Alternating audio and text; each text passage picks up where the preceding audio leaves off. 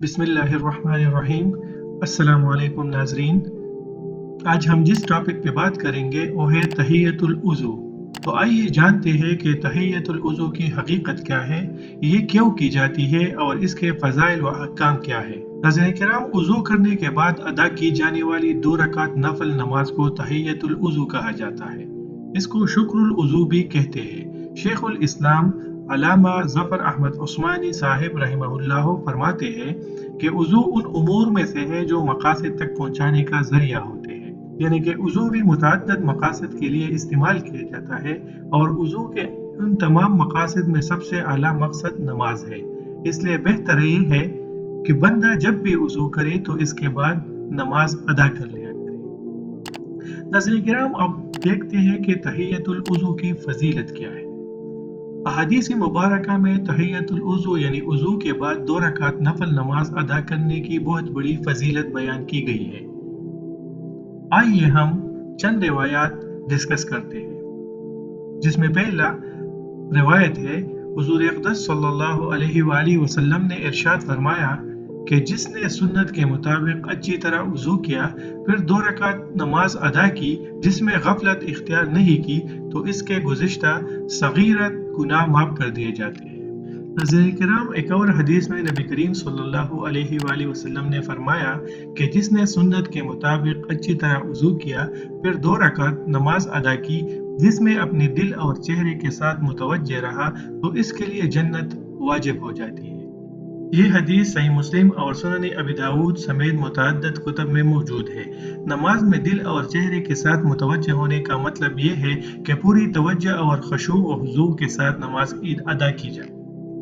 ناظرین کرام، ایک اور حدیث میں حضرت عثمان رضی اللہ عنہ کے غلام حمران فرماتے ہیں کہ میں نے حضرت عثمان رضی اللہ عنہ کو دیکھا کہ انہوں نے وضو کے لیے پانی طلب کیا، چنانچہ انہوں نے 3 بار دونوں ہاتھوں کو دھویا، پھر کلی کی، پھر ناک میں پانی ڈالا، پھر 3 بار چہرے کو دھویا، پھر ہاتھوں کو کوہنیوں سمیت 3 بار دھویا، پھر سر کا مسح کیا، پھر 3 بار پاؤں کو ٹخنوں سمیت دھویا، پھر فرمایا کہ نبی کریم صلی اللہ علیہ وآلہ وسلم نے ارشاد فرمایا کہ جس نے میرے اس وضو کی طرح وضو کیا پھر 2 رکعت نماز ادا کی جس میں اپنے آپ سے بات نہ کی تو اس کے گزشتہ صغیرہ گناہ معاف کر دیے جاتے ہیں۔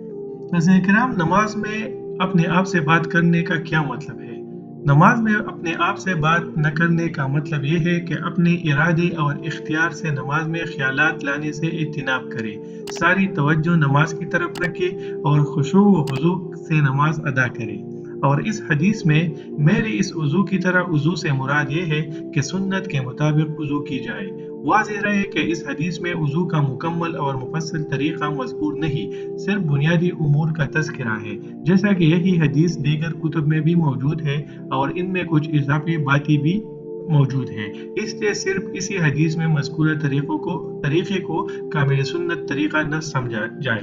ناظرین کرام، تحیۃ الوضو کی فضیلت کا اندازہ آپ اس حدیث مبارکہ سے بھی لگا سکتے ہیں کہ ایک دفعہ نبی کریم صلی اللہ علیہ وآلہ وسلم نے ایک دن صبح کے وقت حضرت بلال رضی اللہ عنہ کو بلا کر فرمایا کہ اے بلال، کس چیز کی وجہ سے آپ جنت میں مجھ سے آگے تھے؟ میں جنت میں جب بھی داخل ہوا تو میں نے اپنے آگے تمہارے قدموں کی آہٹ سنی، میں رات کو بھی خواب میں جنت میں داخل ہوا تو میں نے اپنے آگے آپ کی آہٹ سنی۔ تو حضرت بلال رضی اللہ عنہ نے عرض کیا، اے اللہ کے رسول، میں نے جب بھی اذان دی تو اس کے بعد 2 رکعت نفل نماز ادا کی، اور میرا جب بھی وضو ٹوٹا تو میں نے وضو کیا اور میں نے یہ سمجھا کہ اللہ کے لیے مجھ پر 2 رکعت ہے، تو میں نے وضو کے بعد 2 رکعت نماز ادا کی۔ یہ سن کر نبی کریم صلی اللہ علیہ وآلہ وسلم نے فرمایا کہ انہی اعمال کی وجہ سے تو آپ کو یہ مقام حاصل۔ ناظرین کرام، اس موضوع کے احادیث صحیح مسلم، سنن ترمذی، سنن مسند احمد، صحیح ابن حبان، صحیح ابن خزیمہ اور دیگر کتب میں بھی موجود ہے۔ یہ تمام روایات معتبر ہے جن سے تحیۃ الوضو نماز کی بہت بڑی فضیلت معلوم ہوتی ہے، اس لیے ہر مسلمان کو اس کا اہتمام کرنا چاہیے کہ یہ مختصر وقت میں بہت زیادہ اجر و ثواب اور فضائل کے حصول کا ذریعہ ہے۔ ناظرین کرام، تحیۃ الوضو کی رکعت کتنی ہے؟ تو جیسا کہ پہلے حدیث مبارکہ میں بیان کیا جا چکا ہے कि तहियतुल उज़ू की कम अज़ कम 2 रकात है, जैसा कि इन सब हदीस से साबित है। तहियतुल उज़ू का वक्त तो जब भी उज़ू टूट जाए और मकरूह वक्त न हो तो ये नमाज अदा की जा सकती है। नाज़रीन किराम, तहियतुल उज़ू से मुताल्लिक़ चंद सवालात।